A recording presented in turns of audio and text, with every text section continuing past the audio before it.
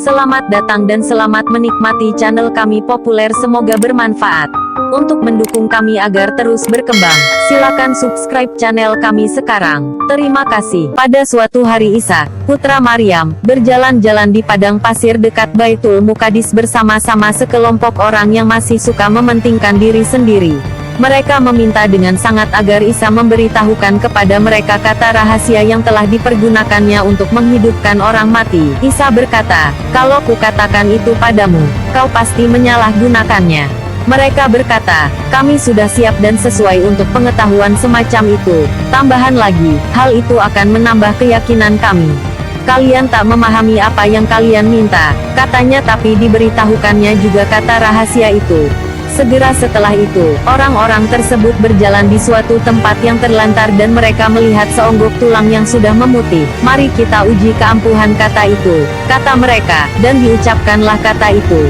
Begitu kata diucapkan, tulang-tulang itu pun segera terbungkus daging dan menjelma menjadi seekor binatang liar yang kelaparan, yang kemudian merobek-robek mereka sampai menjadi serpih-serpih daging. Mereka yang dianugerahi nalar akan mengerti, mereka yang nalarnya terbatas bisa belajar melalui kisah ini.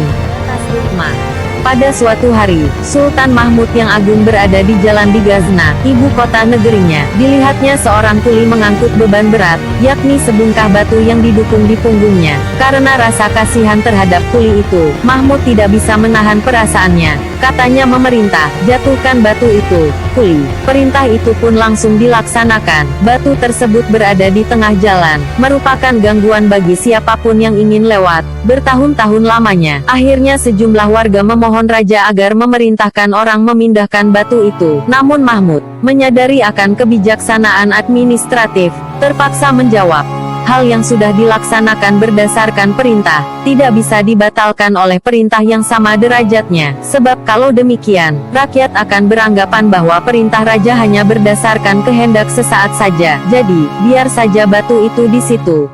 Oleh karenanya batu tersebut tetap berada di tengah jalan itu selama masa pemerintahan Mahmud. Bahkan ketika ia meninggal batu itu tidak dipindahkan, karena orang-orang masih menghormati perintah raja.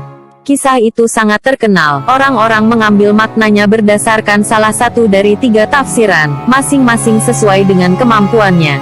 Mereka yang menentang kepenguasaan beranggapan bahwa kisah itu merupakan bukti ketololan penguasa yang berusaha mempertahankan kekuasaannya. Mereka yang menghormati kekuasaan merasa hormat terhadap perintah, betapapun tidak menyenangkannya. Mereka yang bisa menangkap maksudnya yang benar, bisa memahami nasihat yang tersirat, dengan menyuruh menjatuhkan batu di tempat yang tidak semestinya sehingga merupakan gangguan, dan kemudian membiarkannya berada di sana. Mahmud mengajar kita agar mematuhi penguasa duniawi dan sekaligus menyadarkan kita bahwa siapapun yang memerintah berdasarkan dogma kaku, tidak akan sepenuhnya berguna bagi kemanusiaan.